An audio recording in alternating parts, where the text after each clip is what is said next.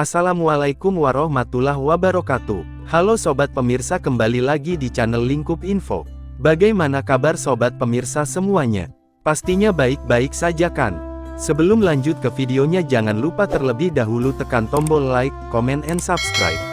Pembahasan topik kali ini terkait resmi disampaikan oleh pemerintah pusat bahwasanya ada 4 informasi di pencairan bantuan PKH dan BPNT, serta bantuan tambahan di akhir tahun 2023, salah satunya, terkait aturan baru mengenai nominal penyaluran bantuan PKH, yang mana nantinya, akan diterapkan pada pencairan bantuan PKH di tahun 2024, lalu di sini, kami juga akan memberikan update informasi pencairan bantuan PKH dan BPNT, yang cair lewat PT Pos Indonesia, dan kartu KKS khusus bank ini. Jadi untuk mengetahui informasi lengkapnya, pastikan teman-teman simak videonya hingga selesai, dan jangan di skip, agar tidak ada informasi yang teman-teman lewatkan, dan untuk menghindari kegagalpahaman. Oke, langsung saja kita ke informasi yang pertama, terkait ada 4 informasi resmi dari pemerintah pusat, di pencairan bantuan PKH dan BPNT, serta bantuan bonus tambahan pada akhir tahun 2023 ini. Nah, jadi di sini untuk bantuan PKH tahap 5, alokasi bulan November-Desember, yang cair lewat kartu KKS Merah Putih, pada hari ini cair untuk kartu KKS Bank BSI, yaitu untuk daerah Aceh. Jadi pada beberapa hari yang lalu, terpantau bantuan PKH tahap 5, alokasi November-Desember, cair lewat KKS Bank BNI, kemudian Mandiri, dan BRI. Namun pada hari ini, terpantau cair untuk KPM yang berada di daerah Aceh, yaitu lewat kartu KKS Bank BSI.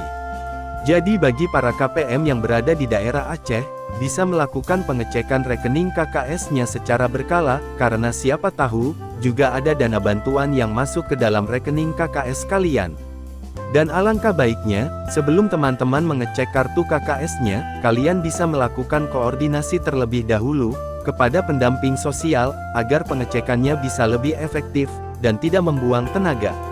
Jadi, apabila pendamping sosial mengatakan, jika nama kalian belum muncul di data bayar yang sekarang, kalian tidak perlu repot-repot menuju ke mesin ATM, untuk melakukan pengecekan.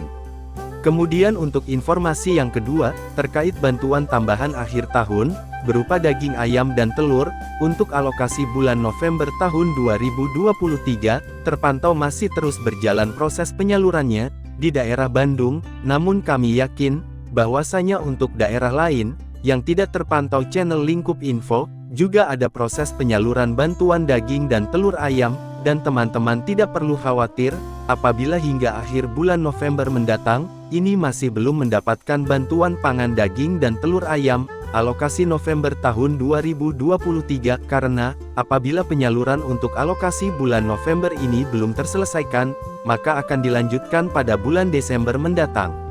Selanjutnya untuk informasi yang ketiga, mulai besok, terpantau pada kantor pos daerah Cirebon, Banyuwangi dan Palu, akan mulai menyalurkan bantuan PKH dan BPNT tahap 4, yaitu alokasi bulan Oktober, November dan Desember, dengan rincian, daerah Palu, penyalurannya terpusatkan pada kantor pos Palu.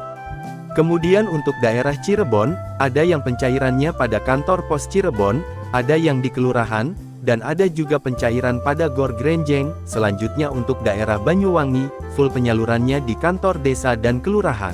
Dan bagi teman-teman yang berada di daerah yang sudah kami sebutkan, tentunya, akan diberikan surat undangan pencairan dari PT Pos, oleh pemerintah daerah seperti RT, RW atau ketua kelompok. Saya ucapkan selamat, kepada para KPM yang sudah mendapatkan undangan pencairan, dan bagi para KPM, yang belum mendapatkan surat undangan pencairan, harap bersabar terlebih dahulu, semoga nanti ada surat undangan pencairan susulan, yang diberikan oleh pemerintah.